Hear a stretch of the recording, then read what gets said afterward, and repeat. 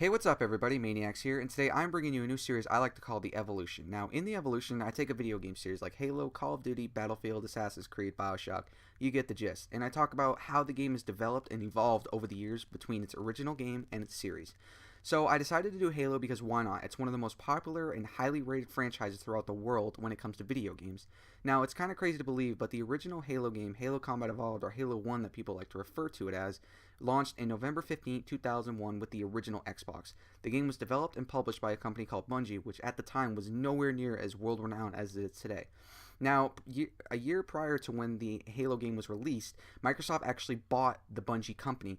Now, if Microsoft hadn't done that, then Halo would have been released on Mac and Windows only. It would not have been released on Xbox or even the PS2, which would have been nuts at the time. So Microsoft bought the company and took the rights of Halo and decided to make it one of the Xbox console game launches. Now, if it hadn't done that, I absolutely doubt that Halo or the Xbox console itself would have done nearly as good as it was. Now, there are some games that have been around for as long as Halo, like Final Fantasy, but Halo is one of those games that people worldwide play. So when the Xbox game Halo launched, there weren't a whole lot of first-person shooters out there at the time at all, really. There were some good games that came out in 2001, like Max Payne and Final Fantasy. Alright, so at this point in the Halo series, you start off the game looking at the sacred Halo ring off in the distance. Nothing ominous about it, not even knowing if you're going there at all. With the ship slowly, I guess you could say, flying towards the Halo ring. Now this ship is called the Pillar of Autumn. It's captained by a man named Jacob Keyes, who in the Halo universe is a military badass. If you've never read any of the outside books that were created for the Halo series, I really recommend it, because in one of them, I can't remember exactly which one it was, I think it's Contact Arvis, you actually hear a story or read a story about Captain Keyes taking a UNSC ship, which is like the United Nations Space Command, which is what the humans military is, and crashing it into a Covenant carrier. So that's Captain Keyes. The little purple girl, that's Cortana. She's a really cool ship AI, and she goes with you throughout the entire Halo series. That dude right there is Sergeant Avery Johnson. He basically follows you throughout the rest of the series up to Halo 3. He's kind of like a background character that's still a total badass. And finally, after like 10 minutes of gameplay, or like just videos, you finally get to meet Master Chief. He's waking up in a cryotube, and your Halo journey begins. Alright, so at this point in the story, you have no idea what's going on. Nothing's really been explained to you. All you know is that you're on the ship, the Pillar of Autumn, and it randomly jumped into hyperspace to try and get away from its attackers. And you randomly showed up in this location around the orbit of this planet with a sacred ring in it. So I assume you've played the Halo series if you're watching this video, so I'll give you a little background information just to begin with. So basically what Master Chief is he's a Spartan. Now Spartans are genetically altered super soldiers that don power armor, and they're basically just total badasses. Now they are basically the first and last line of defense for the human race. Now the human race has been in war, I guess you could say, with this alien race that is basically just called the Covenant. Now it's a federation of multiple types of aliens. Some of them are cool, some of them are just really weird, and they all have really cool and kind of hard to pronounce names. The elites, which are like one of the most common soldiers that you actually fight throughout the whole Halo series, they're called the Sangheli. I think I said that right. They're really cool. They have like 4 different jaws. They're kind of cool looking, but they're also annoying to fight in the game itself. And then you have the Grunts, which are like the foot soldiers, the cannon fodder that you kill, probably more of those than anything in the Halo universe. They're called the Ungoi, and I hope I said that one right as well. They're kind of cool. They sound like little gremlins running around, and the dialogue's actually kind of funny if you listen to it. So basically, this federation discovered the human race. They first attacked a planet called Harvest, which is on the outskirts of the human boundaries, I guess you could say. But that story isn't covered at all in the Halo universe games. They're covered in the books that were released afterwards. So they attacked that, and from then on, the humans were always fighting against the Covenant. So what happened was the Covenant actually discovered the planet called Reach, which is where the Spartans are developed, trained, and basically where their base of operation is. It's a huge military operations base, and the Covenant found it and just sent basically everything they had at it and just annihilated it. So during the commotion of everything, they actually the UNSC, which is the United Nations Space Command, which I talked about earlier, is like the military for the human race. They actually put Master Chief, which is the character that you play as throughout the Halo series, in a cryotube, and they put him on the Pillar of Autumn, which is the ship that you're on at this point. At that point, the ship made a blind jump to get away from the Covenant from the planet Reach, and they actually succeeded in escaping, but when they did that, the Covenant followed them to the Sacred Ring, which is where the universe of Halo begins. So after you escaped the Pillar of Autumn, which was being attacked and inevitably brought down and crash landing on the ring itself by the Covenant fleet that chased you down from Reach, you regroup with the remaining crew and try to figure out how to mount an offensive against the Covenant. Well, this giant ring that you're on happens to be one giant weapon that the Covenant are trying to use against the humans, so you tried to turn it around against them. But actually, this ring is a giant Forerunner artifact, or I guess you could say giant Forerunner weapon. The Forerunners were an ancient race of beings that predate humans and Covenant kind by tens of thousands of years, and they had very advanced technology, but they came under attack by a parasitic life form known as the Flood, which basically attacks, consumes, and destroys everything that it touches. Now, the Forerunners had advanced technology, but they still couldn't find a way to stop the Flood. The only way to stop the Flood is to kill their food source. So, they built these giant rings, which would basically wipe out all living life in the universe that the ring was in, I guess you could say.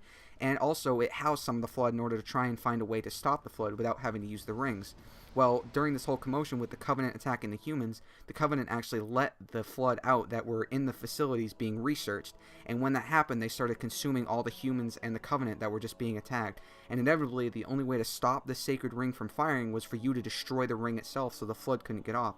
So by the end of the game, you activate the reactors on the crashed Pillar of Autumn and blow up the entire ring itself, escaping in the process. You and Cortana, the AI I mentioned earlier, you escape and finally make your way back to Earth, which is where Halo 2 picks up. Alright, so that covers the story of Halo. Now we're going to get into the other big aspect of it, which is its multiplayer. Now, multiplayer on the original Halo game, on Halo Combat Evolved, especially on the Xbox, was very bad, especially to what we're compared to today. On the original Xbox, there was no internet, there was no Xbox Live, there was no way to connect to other people. The only way that you could play multiplayer on the original Xbox was to either have a LAN party, which is where your friends literally bring their entire console and a TV over to your house and you hook them all up directly, or if you go to like, I don't know, like maybe a cafe or something like that, where a lot of people had them, where they would just literally have to bring their actual console to it and they could use the TVs. That, or you would have to split screen. And split screening back then was terrible because back then you didn't have any TV that was anywhere near the size that we do now. Or if you did, it was awful looking because it was like one of those giant cinema TVs which weighed like 800 pounds. They sucked. I had one. So basically that was the only way to play a game with your friends on the original Xbox version of Halo. You didn't even have Xbox Live back then. Xbox Live didn't show up until Halo 2, which it was still on the original Xbox system, but they hadn't developed it yet. So the only way to actually play multiplayer over like internet access with the original Halo game was to play it with a computer. The PC version of Halo actually had servers that you could join and play against other people. So what you would do in multiplayer, it was nowhere near what we like to now, where now you go into multiplayer, you choose your game type and you click start matchmaking and it automatically throws you into a game.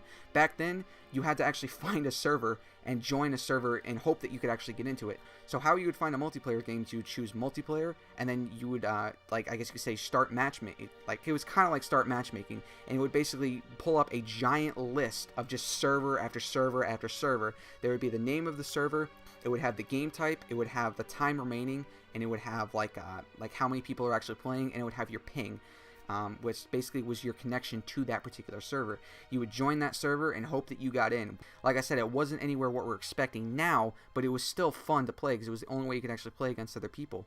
And in that multiplayer thing, obviously the best map was Blood Gulch. I mean, come on, if you played any multiplayer or any Halo game, it was usually on Blood Gulch, especially on Halo 1, 2, and even in 3. But that was one of the biggest and probably the most successful maps when it comes to Halo itself. Now, a lot of people like playing that map because it was easy and it was a really good capture the flag mode. I mean, come on, capture the flag on Blood Gulch was awesome, especially when you got a bunch of people together.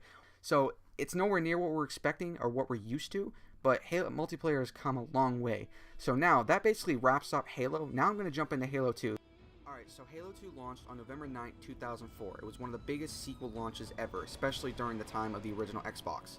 So, when Halo 2 launched, obviously there was a huge graphics overhaul. It took Bungie 3 years to go in, polish it up, make it look better, and actually build another game. They did an awesome job with Halo 2, in my opinion. One of my favorite Halo games out there. In Halo 2, there weren't a huge amount of improvements, especially when it comes to like the game mechanics and stuff like that, but the ones that are significant that they made, you can absolutely tell right off the bat. For instance, now you can actually play over Xbox Live and do matchmaking. It wasn't like Halo 1's PC version where you had to find a server.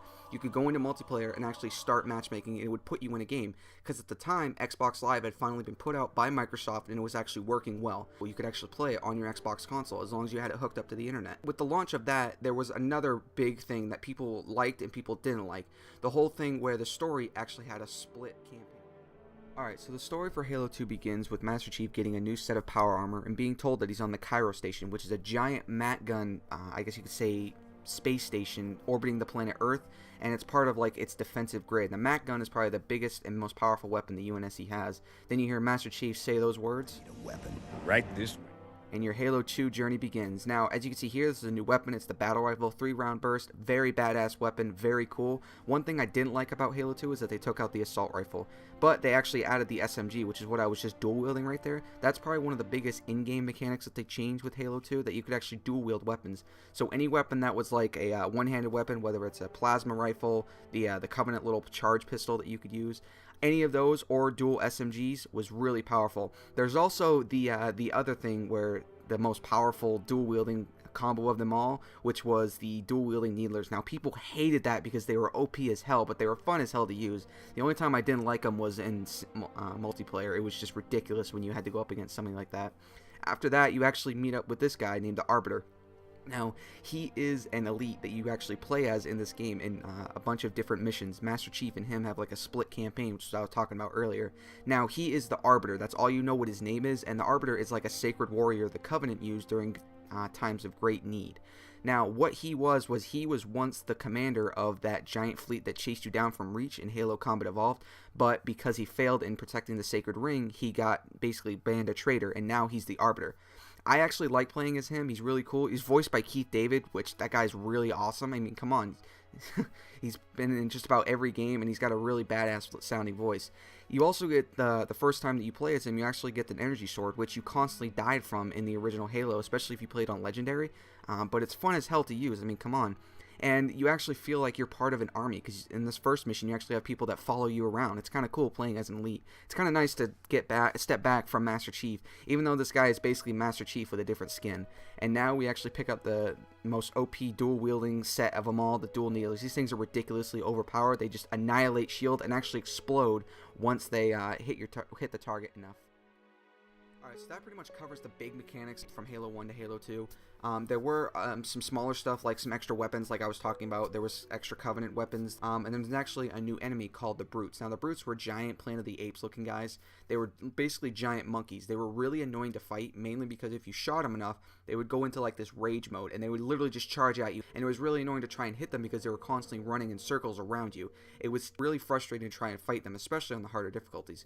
Now, the Brutes were a new race of Covenant that just popped up in Halo 2. Basically what happened was they were actually fighting against the Covenant beforehand, and the Covenant finally overthrew them, and now they fight for the Covenant. So their leader actually is like this giant white mohawk wearing brute. His name is Tartarus. You actually fight him at the end of the Halo 2 story campaign, kind of like a mini boss fight, and he actually dons the first gravity hammer, if you've ever played Halo 3, in the whole story. It's huge, doesn't really look like anything like the gravity hammer we're used to, but it's the first one in that general sense of being a giant hammer. So that basically covers Halo 2. I'm not going to show any multiplayer footage or anything because it's kind of the same thing like I talked about. It has a graphics overhaul. They brought back some of the maps, especially Blood Gulch, but there's nothing really significant to talk about. So that pretty much wraps up Halo 2. I'm going to jump into Halo 3 now. Alright, so now it's time to talk about the pinnacle of the Halo franchise, Halo 3. Halo 3 launched on September 25th, 2007, and it launched on the Xbox 360. Now, at the time, expectations for Halo 3 were incredibly high. People haven't played a Halo game since 2004, and they were craving another one, especially on the new generation of consoles with the new graphics, the Xbox Live working significantly better than it did on the original Xbox, and people were definitely impressed when Halo 3 finally came out. Halo 3 was fantastic. They brought back all of the old changes from Halo 1 and Halo 2. They tweaked some of the things that they changed that some people didn't like the fact in the campaign you no longer played as the Arbiter, but he was actually with you most of the time through the campaign in Halo 3. Now, when it comes to, say, multiplayer, they brought back all of the changes that they did from Halo 1 and Halo 2, and they tweaked some of the stuff as well. Obviously, the new graphics engine made the multiplayer look fantastic, but they brought back all the old game modes, a lot of the old... So now in Halo 3's multiplayer, they added a ton of stuff, but I'll go over that in just a minute. So now let's talk about how the story changed. So now the story for Halo 3 picks up with Master Chief and the Arbiter trying to figure out a way to work together so that they can stop the Prophets from activating the Halo rings and wiping out all life in existence. Now, basically what happens in Halo 3 is that the Prophets actually find a way to get to the Ark, which is, I guess you could say, the central control hub for all of the Halo rings. Now, if they activate the Halo rings from the Ark, then it activates every single Halo ring, and it's just going to wipe out all life, including the Chief and the rest of the human race. So obviously you got to stop them. Now when it comes to the story for Halo 3, it's pretty good, but I'm not going to explain it. You can play it yourself. It's really good. I recommend it. Now when it comes to its little significant add-ons that they did, obviously the graphics look amazing. I mean, look at these compared to Halo 2 and 1. But they also added some new weapons, like my favorite weapon has to be in all the games, the Spartan Laser. This thing is awesome. It's a one-shot kill on any enemy, but all you have to do is hit them. You also have the Gravity Hammer, which is a new melee weapon, fantastic, and the new vehicle, which is the Hornet. And this is the new aircraft instead of flying the Banshee all the time. There's also these skulls that you can pick up, which there are separate ones in each mission, and every time you pick one up, it can either have like a positive or negative effect to your campaign. Like my favorite one at the end right here is I Would Have Been Your Daddy, which changes some of the dialogue from the characters. It's pretty funny. Alright, so that basically covers like the story, the weapons, stuff like that. Now there were some extra weapons and extra vehicles in the game that you could go in and play with, but nothing that really stood out to make a part of a video. There was one thing that I wanted to add because it actually shows up in the rest of the Halo games, and that's equipment. Now when it comes to equipment, there's a bunch of different things, but some of the, like, I guess you could say the easiest ones to point out would definitely be like the bubble shield and the regen shield. Or regen field, I should say. Now, the regen field was basically like a giant green orb that went out around you, and it would heal anybody that stood in it. It would basically make your shields recharge almost instantly. And when it comes to the bubble shield, it was basically a shield that you threw down on the ground, and it protected you from incoming bullets and grenades, stuff like that. So that was one of the other big things. After that, there's nothing really else to talk about the Halo 3 story. I don't want to go too much into it because it kind of wraps up the little trilogy that they had between 1, 2, and 3. And if you haven't played it yet, I really highly recommend it. So now we're going to talk about the multiplayer. Now when it comes to multiplayer for Halo, they added some extra game modes, but that's basically it. They also added the ability to change your appearance as your character. Now in the other games, all you could do was change the color of your Spartan. In this one, you can actually choose to play as a Spartan or an Elite. And you can actually choose like what your helmet looks like, your chest piece, I think your legs and your arms itself. You could also change your equipment, and you could add like a little clan tag or a dog tag, whatever you want to call it, basically to the side of your armor. That was pretty cool, but other than that, the multiplayer really hasn't changed because it goes back to that saying, why change what isn't broken? Halo 3's multiplayer, or Halo's multiplayer in general, is fantastic, so why going through and change all this stuff and make people mad that you changed it? So they, like I said, they added some extra game modes, they made it so you can change your appearance, and that's basically it when it comes to Halo 3 multiplayer. Now the last thing I wanted to show you from Halo 3 was its Forge mode. Now Forge mode is basically kind of like a multiplayer thing where you could go into each different map, but you could go in and actually customize it and change it to however you wanted to. So if you wanted to go through and build a custom map with special walls, you could do that. If you wanted to set the spawn for, I don't know, any type of weapon or any type of vehicle, you could do that. Forge mode is fantastic. A lot of people are really good with it, and it's only been developed over the years. Now, Forge mode on Halo 3 was very basic, and like I said, you could basically build anything you wanted to. You could build a building. You couldn't like make them as perfect, I guess you could say, as like the developers of the map, because you didn't have that strong of a tool, but it was still pretty handy. Like I said, if you wanted to put the spawn of a vehicle right there, boom, you could do that. If you wanted to put a wall right there in between the whole map, you could do that. If you wanted to put a Spartan laser on top of the Pelican over there, you could do that. It was awesome. There's been a lot of really cool maps and a lot of really cool renditions of stuff made with Forge mode. I mean, I've seen an Optimus Pride made out of Forge mode, and it actually looked really good. Not bad for a little add-on for a game that people love. So that wraps up Halo 3. Let's jump into one of my favorite games. A lot of people didn't like it, but I certainly do. Halo 3 ODST. Alright, now it's time to jump into Halo 3 ODST. Now this game launched on September 22nd, 2009. It was the game that bridged the gap between Halo 3 and Halo Reach. Now a lot of people really didn't like ODST, and it was actually a really good game. I don't know why a lot of people didn't like it. Maybe it was the fact that you didn't play as a Spartan or even an Elite. You played as an orbital drop shock trooper, which were basically the closest thing you could get to being a Spartan without being a Spartan. They were really badass soldiers who would literally jump from thousands upon thousands of feet up in the upper atmosphere of whatever planet they were on and jump immediately into combat and just hit the ground running.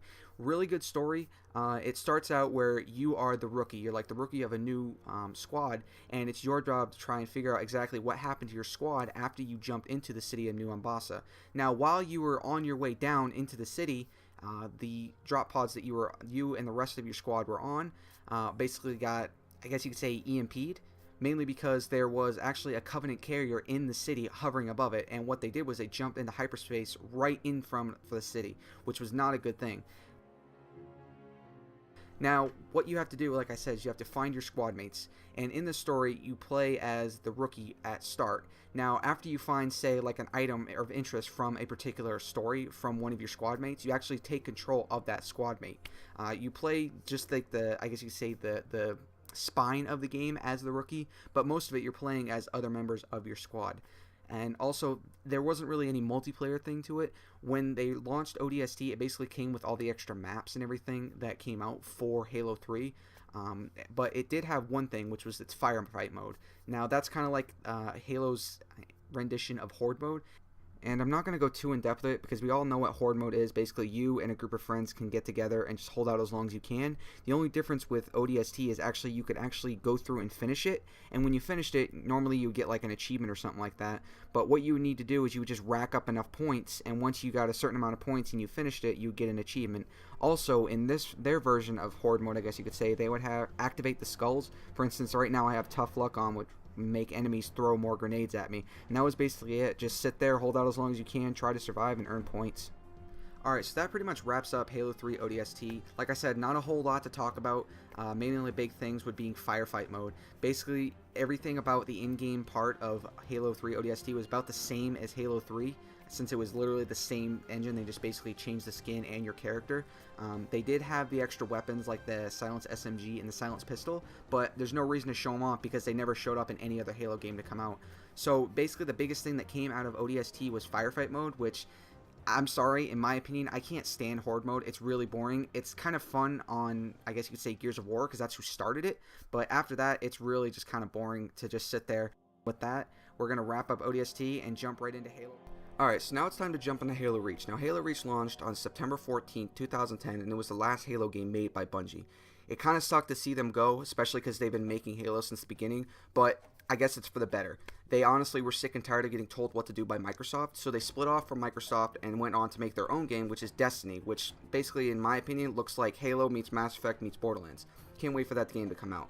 So, in Halo Reach, there weren't a whole lot of revelations, I guess you could say, when it comes to what they added and stuff like that. They added some small stuff like armor customization, but I'll get to that in just a second. So when it comes to like the multiplayer, basically they took everything that they had from the first 3 Halo games, fine-tuned it, and basically made it awesome.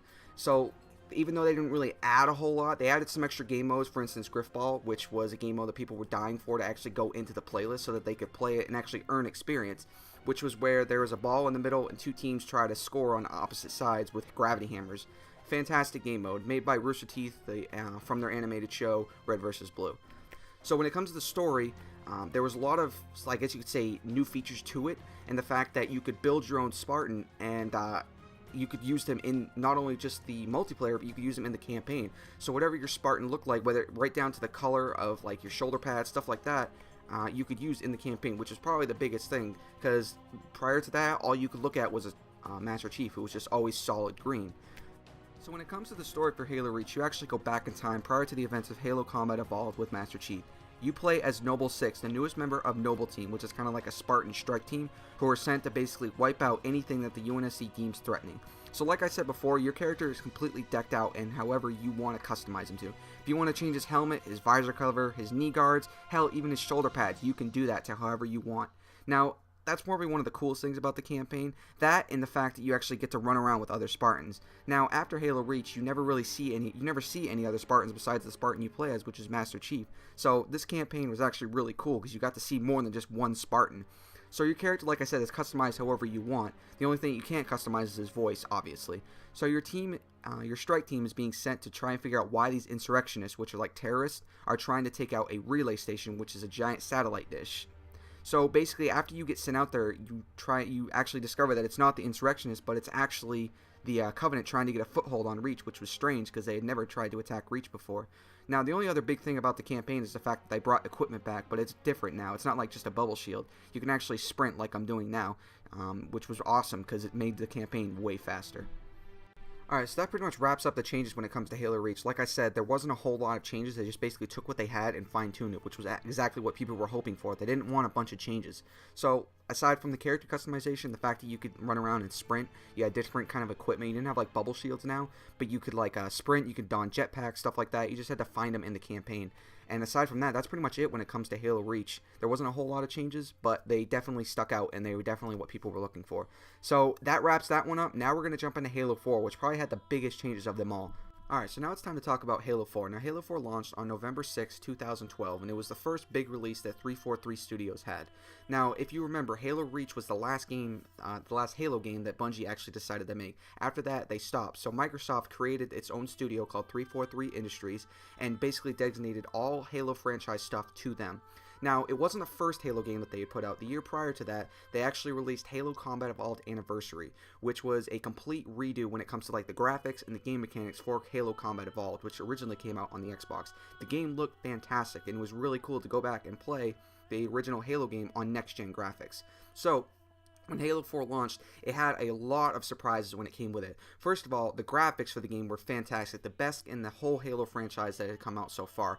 Hey, I have to say, 343 did a fantastic job on their first standalone game.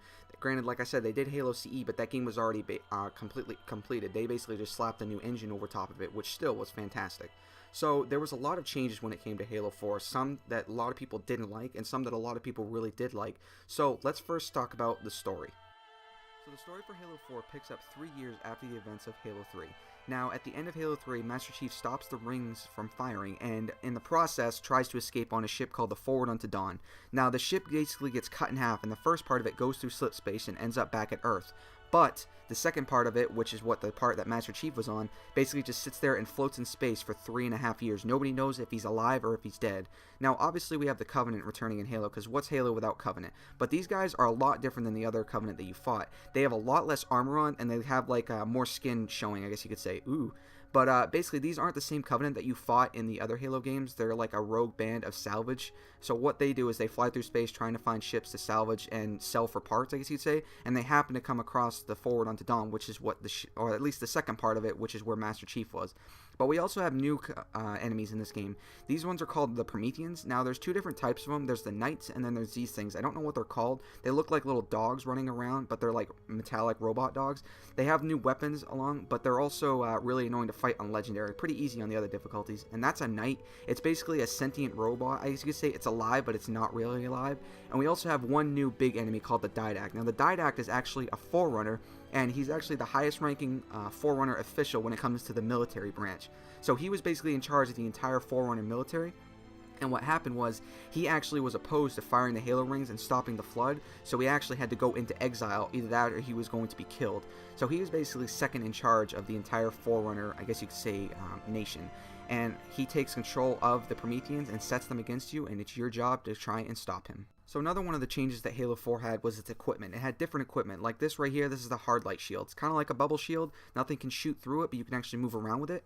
And this one right here is the auto sentry. Basically shot at anything that was shooting at you. Just another pieces of equipment. Alright, so that pretty much covers Halo 4's story. Now, there are some other things that I could talk about, like the Promethean weapons, stuff like that, but every Halo game that's come out always has new weapons, and I don't really want to go over all of them, especially because I already talked about one of the biggest things about Halo 4's story, which is the Didact, which that was probably one of the coolest things about it. You actually got to see a Forerunner for the first time, since the only other times you ever heard of them were just through stories that, came up in the campaign itself, or in the books that came out otherwise. So that pretty much wraps that up. I don't want to go too much more into it because the game only came out 2 years ago and some people might not have played it yet. So now we're going to jump into multiplayer. Now when it comes to multiplayer, there haven't been a huge amount of changes. They brought back all of the old game modes, so I mean, it goes back to that saying, why fix what isn't broken? But they also added a couple other things to it. One of them being equipment. Now, like in the other Halo, like in Halo Reach, I should say, you could actually change your armor, you could change your shoulder pads, your helmet, stuff like that. You could change it to a bunch of different ones. You just had to unlock them once you got higher in the ranks. But they also added another thing, which was you could actually choose your loadouts. Kind of like in Call of Duty, you could build your own loadout to whatever weapons that you had unlocked. Now, you could choose a bunch of different things, like the primary weapon that you chose. You could always have like a DMR, a Covenant rifle, a Promethean rifle. You could choose your pistol. There was 3 different types of pistols. You could also choose different grenades, the frag grenade, Promethean grenade. You could also do like armor abilities and like equipment abilities. I always chose to take the armor ability that basically allowed my shield to recharge faster, and I always took the equipment ability that allowed my reloads to be a lot faster. You could also choose equipment as well, like the regen shield, or regen field I should say, or you could also take like the auto sentry. Both were really good, especially in multiplayer. And that's pretty much it when it comes to multiplayer. They just add like the fact that you could build your own loadouts, and that you could change your armor, but that was in Halo Reach. So one more big thing that came from the Halo 4 multiplayer, which was its Spartan Ops. So Spartan Ops is actually a really cool little add-on that 343 decided to do. Basically what it is, it's like an episodic side campaign that they added on to the game. Now, when it first came out, it came out with the first 5 episodes. Now, what it is, it's like a 4-player co-op, kind of like the regular campaign, but you don't play as Master Chief. You play as your own Spartan. You're part of a small squad that actually goes in and just does separate missions. Most of the missions are pretty much the same. Go in, take out an objective, and then move on. But they're still really fun to play. Plus, you can actually earn experience for multiplayer. So definitely fun with friends. And with that, we wrap up Halo 4 and basically almost done with this video. Now, there were 2 other Halo games that came out, Halo Wars and Halo Spartan Assault. Now, as much as I love Halo Wars, I didn't want to put it in this video because there's nothing to compare it to. Halo Wars, if you haven't played it, is an RTS game that takes place way before the events of Halo Reach. Now, it's a fantastic game. If you're not into RTSs, I still highly recommend picking it up. It's relatively cheap. It's been out since 2009, I believe. And it's a very, very good game. It has a great story, awesome looking cutscenes, and but it's not a first-person shooter, so not a lot of people like it or played it. And then the other game is Halo Spartan Assault. Now, that game I honestly don't really like. It's fun to jump in and play every once in a while, but it's not congruent really with the story, and the only character that's even relative to the Halo universe is Commander Palmer, who is the commander of the Spartans on the Infinity, which is the big ship that pops up in Halo 4. So that pretty much wraps up this video. I hope you guys enjoyed it. I know it's a really long video, but there was a lot to cover. I know this is the first video I've done for this series, so it is going to be a little rough. I apologize, especially because I decided to do such a long series right off the bat, but hopefully you guys enjoyed it. Hopefully you guys stuck through and watched it. If you did like it, please let me know in the comments what you liked about it and what you didn't like about it. I take constructive criticism very true to heart. I make community hunter videos for yourachievementhunter.com, so I know what stuff needs to be improved on and what stuff doesn't. So if you have any suggestions or anything like that, or maybe even a series, I'm only going to stick to, like, say, PS2 and Xbox, mainly because those are the only systems that I have. I don't have any, like, Nintendo systems or anything like that. So if you have any suggestions for a series that I should do, just go ahead and throw it in the comments as well. Plus, I've also got some other ones lined up, like Dead Space and Bioshock, so I'll definitely be doing those, but they're probably not going to come out for a little while. I want to see how this does. I'm still going to make it, even if this doesn't get a whole lot of views, but I look forward to making more, hopefully shorter ones, because I know this one was definitely long. So now I'm basically just rambling on. Hopefully you guys enjoyed the video. Hopefully you watched it. If you did, like I said, let me know what you liked about it in the comments below, and I'll see you guys next time.